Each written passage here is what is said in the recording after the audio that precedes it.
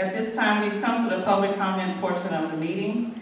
The board encourages and welcomes comments and input from our patrons, but we cannot respond, deliberate, or decide regarding any subject that is not included on the posted agenda. Please limit your comments to 5 minutes, and the board respectfully requests refraining from mentioning the employees' names when voicing concerns or complaints. Board policy provides alternate procedures through the grievance policies, GF local or DGBA local, to seek resolution to complaints. The superintendent's office, human resources, and administration in general can assist you in finding those procedures online. Excuse me. The timer is on screen and will count down your time. I ask that you please respect our procedures and other speakers and end your remarks promptly when the time has expired. Tonight we have 2 patron presentations.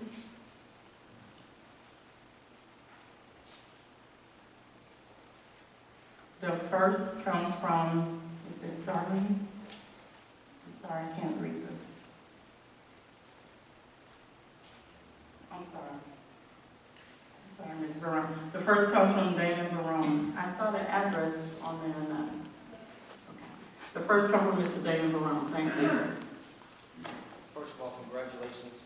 Tonight, Damon Barone, Alief ISD taxpayer, Alief ISD. Mr. Barone, your microphone, I don't hear you. All right, I said, first of all, I want to congratulate you.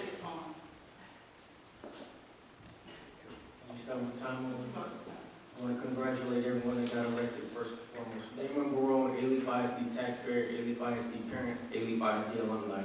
Tonight I want to talk about the use of taxpayer dollars in reference to agenda items 8.9 and 10.0. While I served on the Alief Community Leadership Network Committee and the Alief Bond Referendum Committee, we regularly discussed 2 central topics, one being funding for Alief public schools and the other being was the use of local taxpayer dollars by Alief ISD. At the October 15, 2019 school board meeting, Trustee Jennifer Key, with the approval of the board, left her school board seat to represent herself as a community member during the patron presentation and spoke about the district's use of taxpayer dollars for legal expenses. Upon doing a little research on the district's website under the tab titled Transparency, I looked at this year's budget page titled Combined Adopted Budget Summary 2019-2020, and I noticed that there was not an account for legal expenses by the district. This is very disappointing to me because Alief ISD prides itself on transparency, hence the tab which the information was noticeably missing from.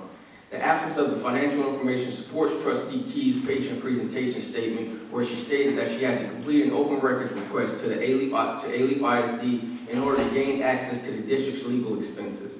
This information presumably was not provided to Trustee Key in her official capacity either, if she had to make an open records request as a community member to receive the district's legal expenses. This prompted me to look at the budget presentation slides presented during the August 27, 2019 school board meeting, which was used by the district to gain the school board's vote of approval for the proposed budget. Once again, I noticed that there were no account for legal expenses in the data presented by the district to the board and the public. I have concerns as to how our school board approves a budget year after year if the board cannot see legal expenses, especially if legal expenses are concerning enough that school board trustees can publicly question community members for following district policies and procedures when filing grievances and exercising their constitutional right to grieve the district or the board. Let me remind Trustee Key that the grievances against the British Parliament led to the American colonists fighting for independence from Great Britain in the Revolutionary War, and subsequently the colonists established the United States of America, celebrated on July 4th of each year.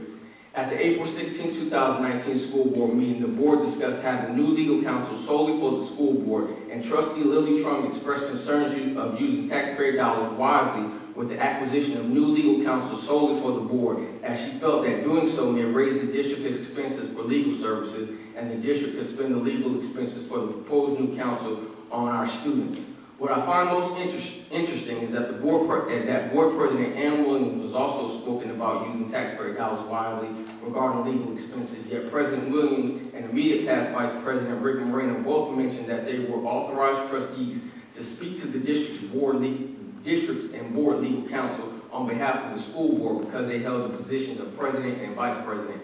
President Williams went as far as saying that she had private individual meetings with Attorney Eric Nichols on behalf of the school board in her official capacity. As a taxpayer in the district, it concerns me that the board members are questioning how much money is being spent on legal expenses and alleging how much money is spent and alleging that the money could be better used on students. But Trustee Jennifer Key, who is also an officer of the board, had to file an open records request as a community member in order to view the district's legal expenses.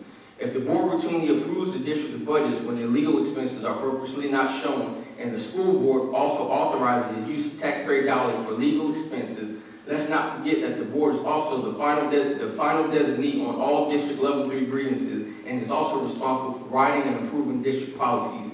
Then who is monitoring the district's actual budget for legal expenses? One only has to look at the district lawsuit against the parents of the special education student Chuka Chabua, which the school board alleged they had no knowledge that Alief ISD attorney Eric Nichols was suing the family for multiple years before the story aired on Fox 26 News. On the agenda tonight, there is a request to use taxpayer dollars to build pre-K facilities.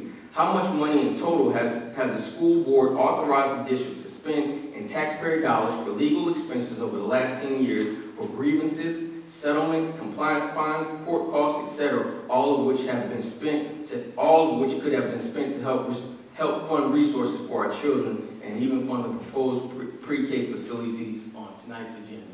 Damon Barone, Alief ISD taxpayer, Alief ISD parent, Alief ISD alumni. Once again, congratulations to the new elected board trustees.